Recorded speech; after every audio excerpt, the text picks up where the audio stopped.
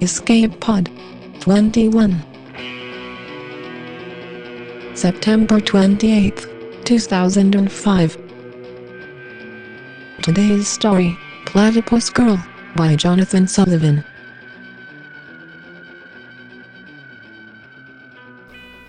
Hello, welcome everyone. I'm Steve Ely. I didn't really plan to do 2 movie shoutouts in a row, but it's not my fault this is an interesting week.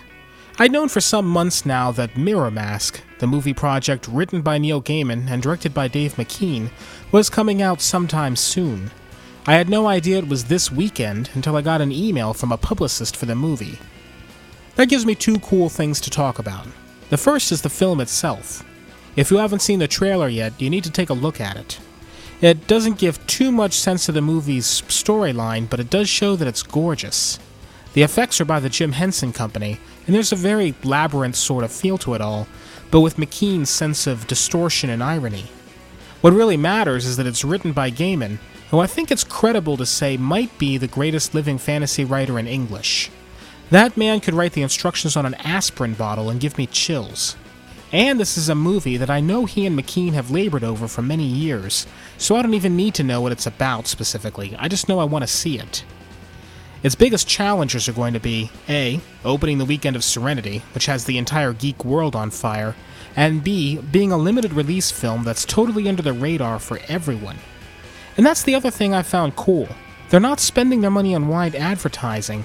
They're emailing science fiction podcasters, and I assume bloggers and community sites.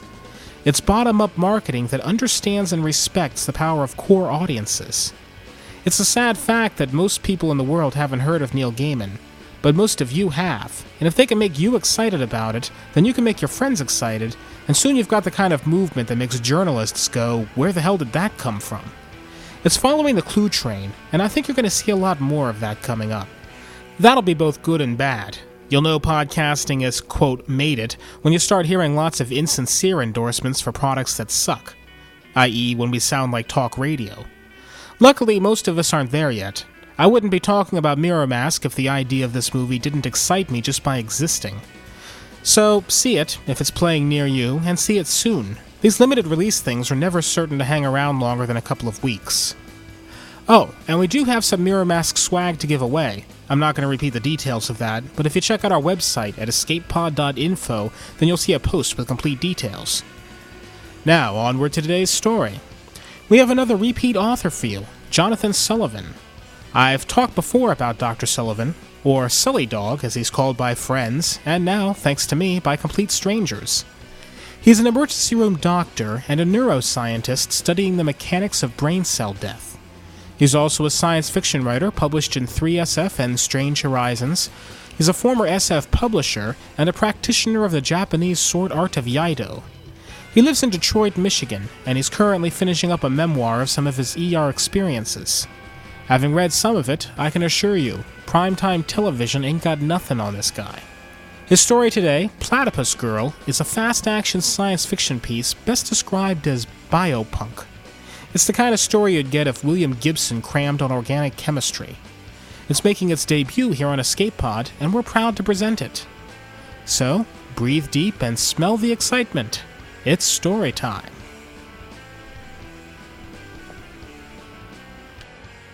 Platypus Girl by Jonathan Sullivan. The mosquito-thopter pulled away from the salt-smelling riverfront, up into a sky reeking of ozone, sulfide, a crazy mix of nanospecies, just a whiff of nasty nitrox, bird pheromones, and clouds ready to spit their acid insult back into the eye of the city that poisoned them. The flight lasted 10 minutes. The pilot had a sweet, fruity personality, a little too much to be pleasant, like a bowl of bananas about to go rotten. The musky guy next to her had strong, solid overtones, like bitter black coffee. No licorice harmonics. Musky was tune-free, a rarity for guys in his business. Sherry smelled boredom from his pores, and hoped that was the aura for a smooth afternoon. No excitement, if you please. Banana Man set the mosquito down bumpy but safe. The motor, sculpted chunks of rubbery bumblebee tissue grown out of vats of transfected yeast, took a breather. It smelled salty hot now, like Korean pickles. Musky Man gripped Sherry by the elbow, a little too firmly for comfort, and helped her out of the craft. They walked over a landscape of grassy smells, punctuated by the telltale vinegar aroma of buried anti-personnel mines. Sherry had whiffed this brand before. Claymores, with ultra-fast-acting protease pellets. Reduce a man to soup in less than 30 seconds. Very popular. The wind was fresher here, virtually no trace of nitrox, and Sherry could only discern 5 varieties of airborne nanospecies. Doubtless Benny Bird had his estate air-conditioned. The clean breeze carried the smells of a half-dozen men and their weapons. Dog musk, too, but these pooches were certainly the best, fitted with expensive quart ports that kept them quiet and at heel until master called. Stone steps under her feet, Musky Man's grip on her elbow growing firmer. 2 men stood close, bracketing them, probably on either side of the unseen door. "What you got, sniff witch?" The man to her right smelled like rancid cheese, tune, and half-treated gonococcus. He spoke in the harmonics of disgust. "This here's Benny's guest," Muskie said, and released his grip to pat Sherry on the shoulder. "No need to thrash her." She got a whiff of anger out of Muskie. Gano cheese gave off a sharp stench of hate. The man to her left smelled amused. "You go in for duckbills, Leo?" Gano cheese asked. "Sniff bitch's nostrils look a little too roomy for that short stringy thang you got." A spike of sour rage toxin pumped out of Muskie Leo's pores, and Sherry felt him step away. "That'll do," said the third man, and Sherry smelled his amusement turn to a sickly mix of excitement and savory fear. The stink of an old hatred simmered between Muskie Leo and Gano cheese, but she could smell them backing off. Now the third man, who had a salt-alkali aura, spoke to her. "Empty your pockets, Nose. Don't let me find no lethals on you." Sherry handed over her data card and her keys, and out-turned her pockets to show they were empty. Then she heard the rhythmic humming of a handheld MRI. "Hey, what's that?" She felt his fingers at her throat, fondling the pendant that hung there. "It's medicine," she said. "It's for allergies." "Nose spray, huh?" The salty guy snickered. "I would have thought you'd need more than that. Give it over." "If I have an allergic reaction, I won't be able to read. I could even die." "Then you'll die." Salty Guy's pheromones played rock-solid serious, and Sherry felt a chill percolate down her spine. She unclipped the chain and handed over the little atomizer of catacols and steroids. "Now stick out your hand, Nose," Gano Cheese commanded. A second later, Sherry felt a pinprick in her index finger. "Blood's clean," Gano Cheese said. "She's not carrying." "All right, Nose, you're set," Salty snickered again. "Enjoy your stay." Muskie led her through the door, into a dwelling that smelled of vastness, cigar smoke, tune, and sex. After that first impression, the odors of a half-dozen interconnected security systems reached her. The walls had just received a new coat of video skin. There were 3 species of latent assault nanos afloat in the air, and the carpet was a living transfect, a hay-smelling hybrid of yeast and rye, with a touch of jellyfish thrown in, probably wet-wired into the house AI, capable of squirting God knew what into an intruder. The armed bad boys Sherry smelled lurking about seemed like low-tech vestigials compared to such top-of-the-line security beasties. "That man doesn't like you," she said. "Tell me about it," Muskie said. "He's bad blood. One of these days I'm going to have to make him therm EQ. Real slow, like. But that's between us." "Sorry, none of my business." "It's okay. He shouldn't give you lip just on account of you're a transfex. You're a professional like me.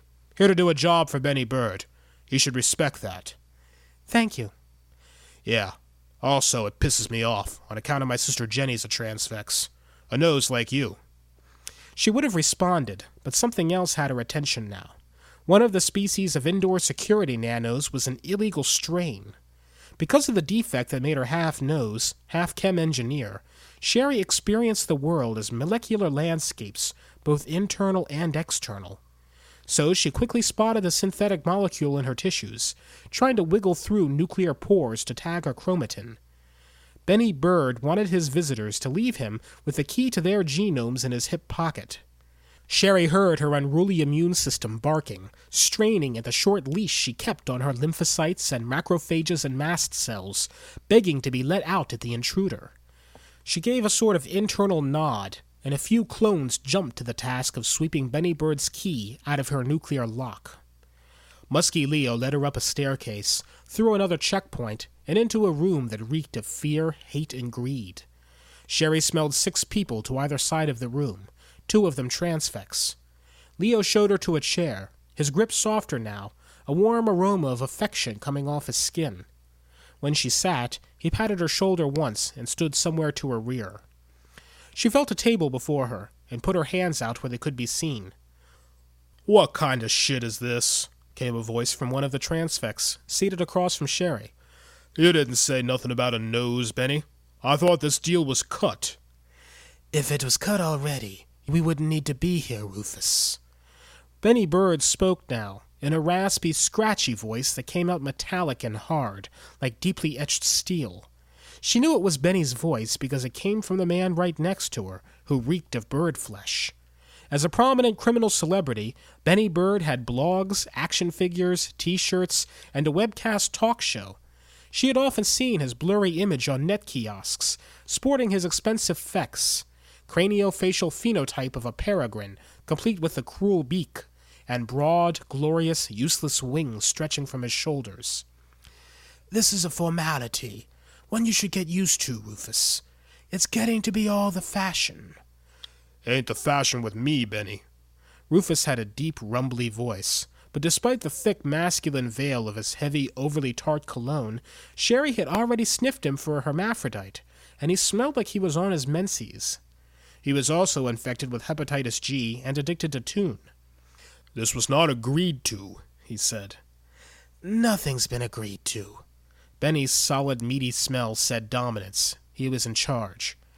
"Do you want to do business or not, Rufus?"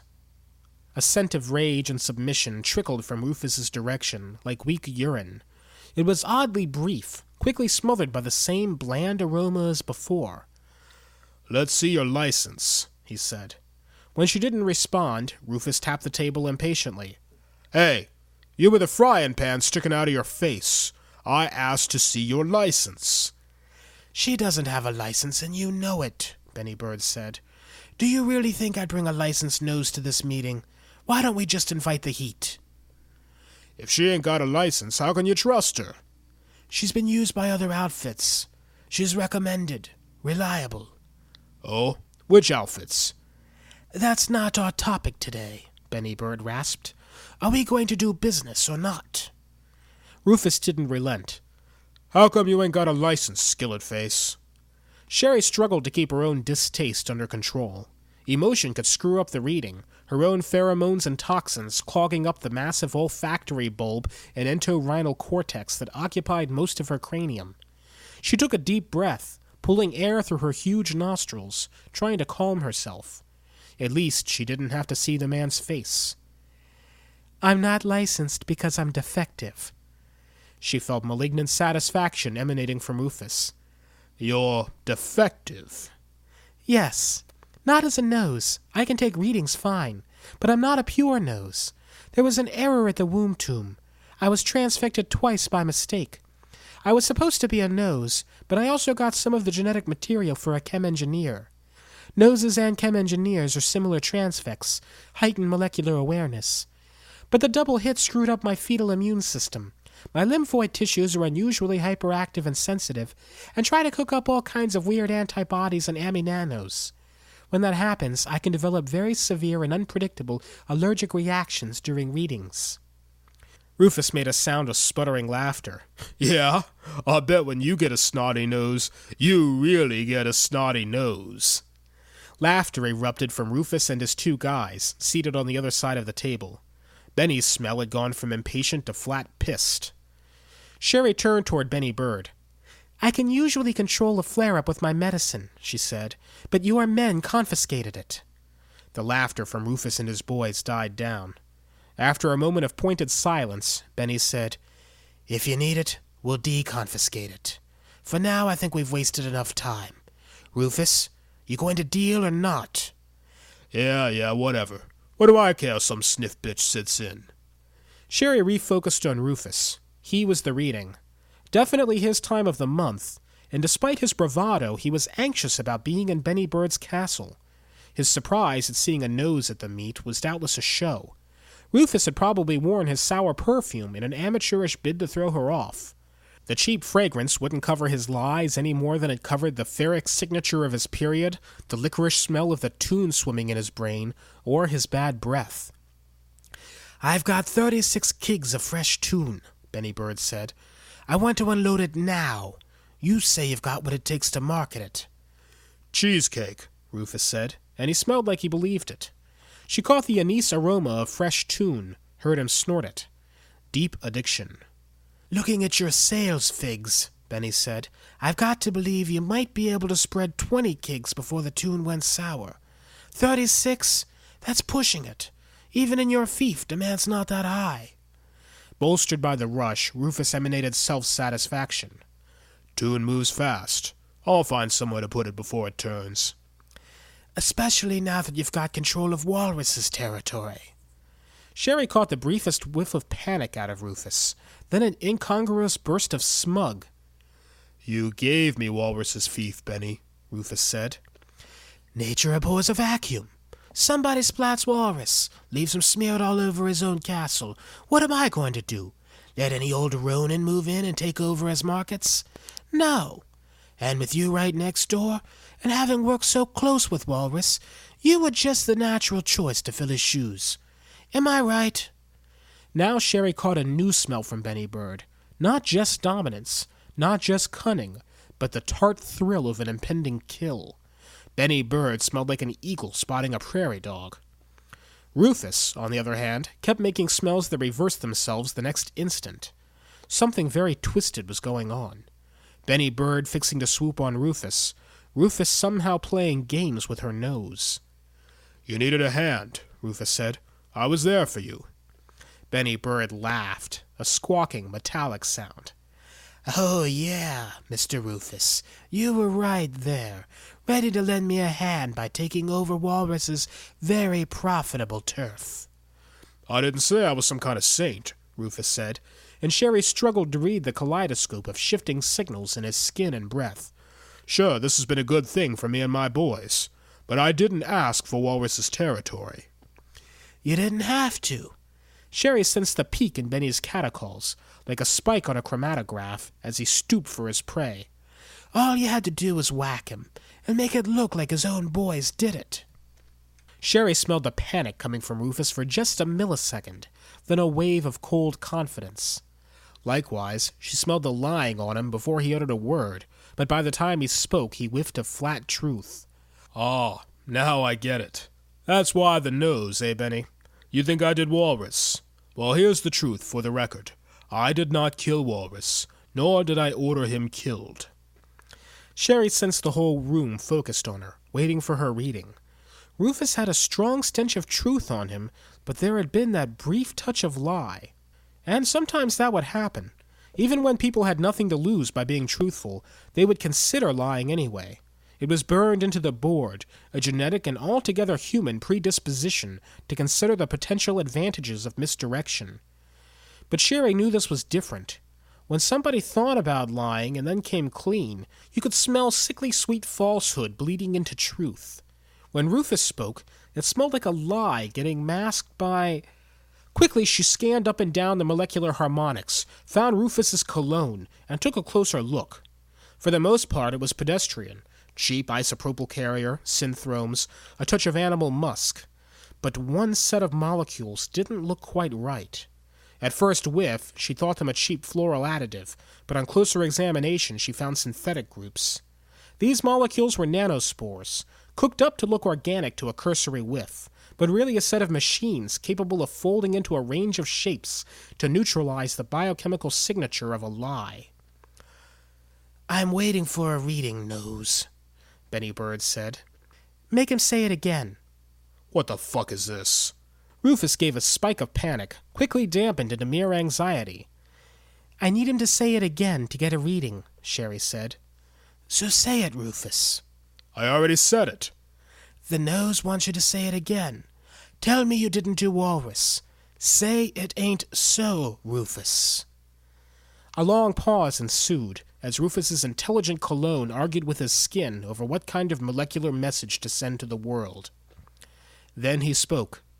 "I didn't do walrus." Sherry had had time to calibrate. She caught the native scent just before the cologne could correct.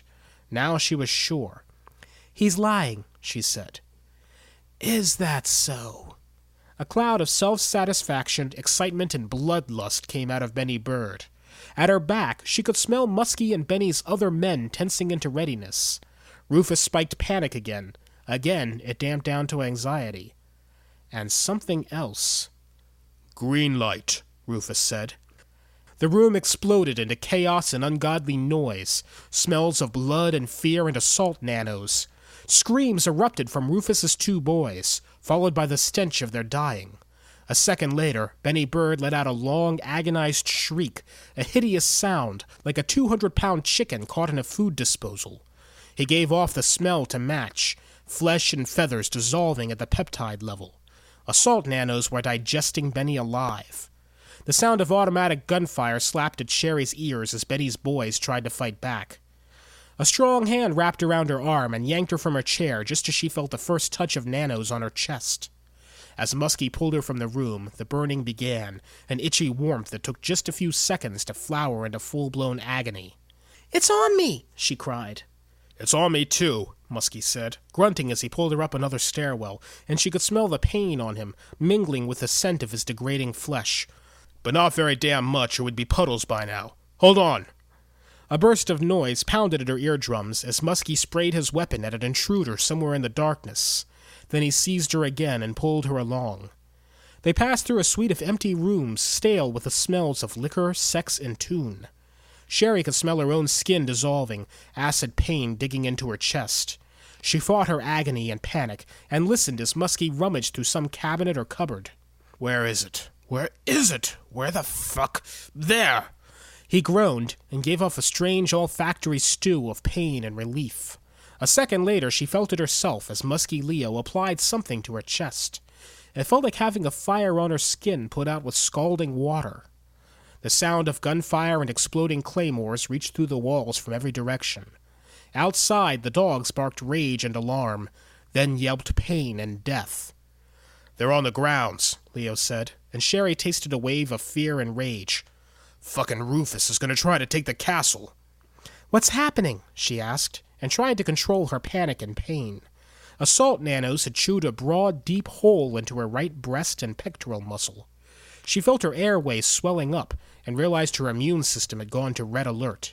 "I'd like to know that myself," came a voice from the other end of the room. A burst of fear from Leo melted into cold rage. "Rufus whacked Benny Bird," he said. "What?" The voice was surprised, but the smell didn't match. "He must have planted nanos in his guys. He gave a signal and they just melted, exploded, ate from the inside out.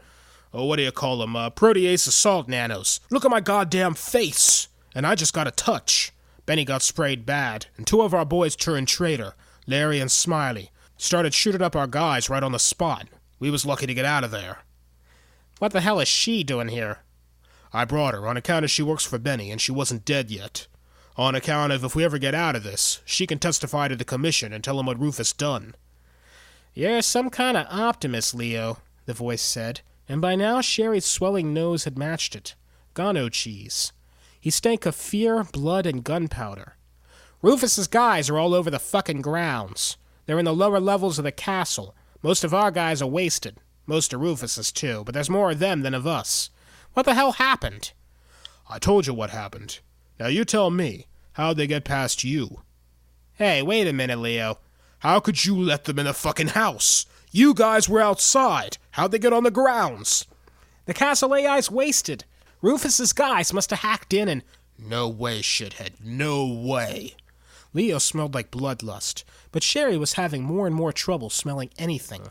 The lymphoid tissues in her nose and throat swelled and throbbed, and with her chem engineer's inner eye she watched 1,000 beta cell clones baying at the leash, lusting to spill their antibodies or enzymes or aminonos. Without her medicine, she would soon choke to death, or die in anaphylactic shock. "Just back off, Leo." You were supposed to spot blood plants. So how did Rufus smuggle in 2 throwaways loaded with assault nanos? How come you made it up here, but none of your guys? And don't you have a key to the AI? No, don't move, dickhead. How come you didn't look surprised when I told you Larry and Smiley turned traitor? See, I'm thinking maybe you did Rufus a favor. Don't say another fucking word, Leo. I won't, on account of we're through talking. Whap! The sound of a single gunshot slapped at Sherry's ears, and she jumped. Never did trust him, Leo said. Told you I'd make him therm EQ someday. Someday is today, on account of I think he was Rufus's boy. Through the walls, they heard gunfire and shouting, growing closer. Leo took her arm again and pulled her along. We gotta try to make the keep, he said, and they humped another stairwell. It was slow going because Sherry's breath was coming in long, agonized wheezes. Her skin burned and itched. She was dying, and in a faraway part of her mind she told herself she deserved it, because that's what you got when you fell in with a bunch of crooks and toonheads. And that triggered another thought.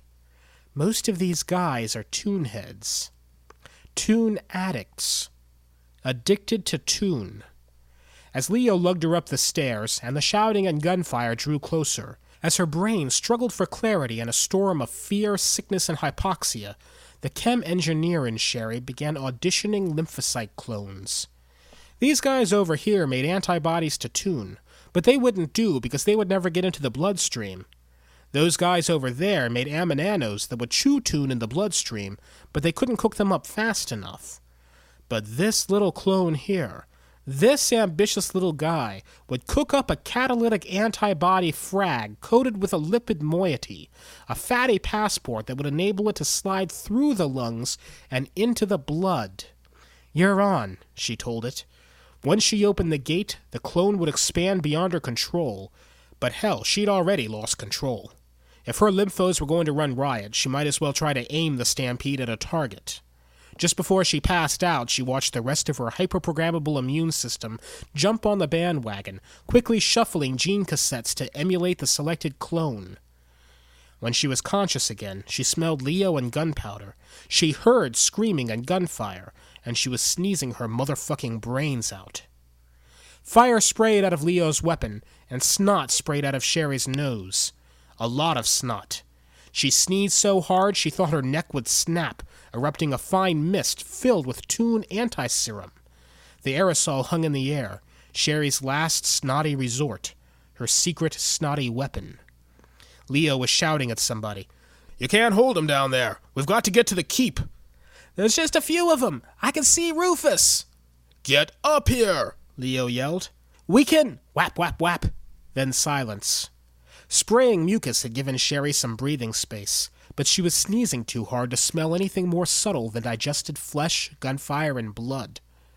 Leo had her by the aching shoulder again, yanking her up yet another interminable flight of stairs, around a landing, up another flight. She sneezed all the way. On the second landing, Leo dropped her into a sneezing, snotty heap, and she heard him punching at a keypad. "Open up, motherfucker, open up!" "What's wrong?" she asked, wheezing. "I can't open the hatch to the keep, probably on account of the AI's dead. Or maybe Benny changed the code before the meeting. Crap!" The castle had fallen into a terrifying quiet. The gunfire had ceased, and even the screaming had stopped. "Hello up there. Anybody home?" Sherry sniffled and gasped, trying to hold it back. "Be quiet," Leo whispered. She sneezed. "You got the nose up there," Rufus's voice. "Send her down, and we'll leave the rest of you up there to talk to the heat. We've got what we want. Benny's therm EQ, and there ain't nobody left but you guys up there. Shit, you can side on with me if you want. This is my territory now. It's done. So send her down." She heard musky Leo step away, and a moment later a new eruption of gunfire that stopped as suddenly as it started. "Oops," Leo said, breathing hard. She sneezed. "What's going on?" she asked, and her voice was a rasp. "Just Rufus and one of his guys," Leo said, and his voice rattled with pain. "I think we all just, annihilated each other. Just us two and them two. Only I guess Rufus wins, on account of I just got shot in the chest. Fuck! He wheezed and gurgled, and she heard him slump to the floor. She sneezed. Hey, Rufus sounded closer now. I can hear her up there. One of those nasty allergy attacks, eh? Listen, Nose, I don't want to whack you. I think you're pretty good. Lift me right through my newfangled cologne. Let me put you on retainer. Come on down, we'll get out of here, before the heat shows. Guys, you let her come down. I won't have to come up there, and I won't. She heard another voice from the stairwell now, between sneezes. Boss, I don't feel too good. Shut the fuck up, Rufus said. They can hear. They can hear. Don't feel too... A loud thump then, a sound exactly like somebody cracking his head against the stairs. Then Rufus. What the bitch? What the fuck did you do? A burst of gunfire then, and she heard bullets from the stairwell chewing at the wall behind her. She crouched blind and helpless behind Musky Leo's dead body, knowing it wouldn't matter, knowing Rufus would make it up the last flight to punch holes in her just before he died. And that's what you get when you work for a bunch of toonheads, isn't it? And Rufus did make it up the last flight, guns spraying wild and stupid in every direction, and then he crumpled somewhere a few feet away, and she heard him going, and heard his melon banging rhythmically against the floor, skull cracking as each convulsion took him, because that's what happened to toonheads who didn't take their tune, or to toonheads who inhaled snotty aerosolized toon anti-serum that got into their bloodstream and ate all their toon, just sucking that sweet synthetic neuropeptide right out of their synapses. Instant withdrawal seizure. She kept sneezing for a long time, and that at least kept the air moving in and out for a while. But soon the swelling in her tissues took charge again, and she began to choke. Her brain started to do funny things, dreaming funny dreams. But just before one of the dreams got really interesting, she woke up, smelling a room rich with life and death, sweet air running through her nostrils. Is that better? Somebody said, really close. The medicine should be working. Can you breathe? Yeah, she croaked. She tasted catechol and synthroids swimming through her, restoring order, bringing her immune system to heal. Yeah, I can breathe. She could smell, too. Men and women were running around, talking police talk, making police smells. Over there she could whiff a lactate-rich, toon-poor Rufus, deader than dog shit. And over there Musky Leo, no longer musky but quite rotten, cooling fast. Therm EQ. They couldn't figure out how to put an oxygen mask on her. Finally, they just had her hold it under her nostrils to let it waft up, O's to her nose. As they put her on the stretcher and carried her down the stairwell of the dungeon, Sherry breathed sweet air and told herself she needed to find a new gig. Maybe something in aromatherapy.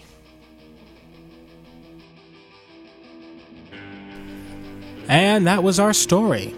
Makes me feel a bit better about my simple hay fever. A quick piece of news. If you haven't been to our website this week, Escape Pod finally has discussion forums back up and running again. In just a few days, they're already quite active with a great group of people.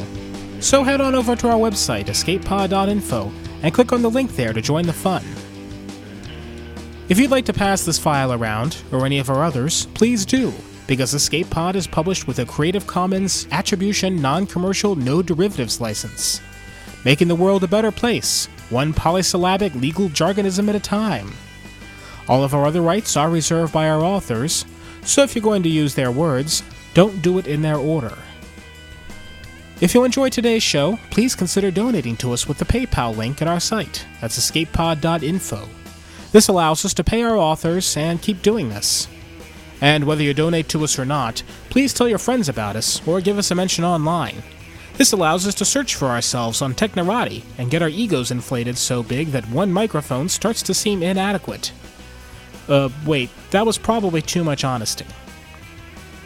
Our featured donor this week is Tara Brady. Her donation wasn't the biggest or anything, and as far as I know, there's no cool story behind it. But we do appreciate every donation.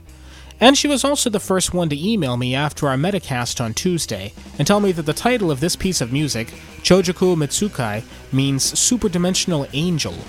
I think that's worth a shout out. Thanks also to Karen Shimamoto for pointing this out as well. And by the way, this Superdimensional Angel comes to us from Daikaiju. Find them at daikaiju.org. That was our show for today.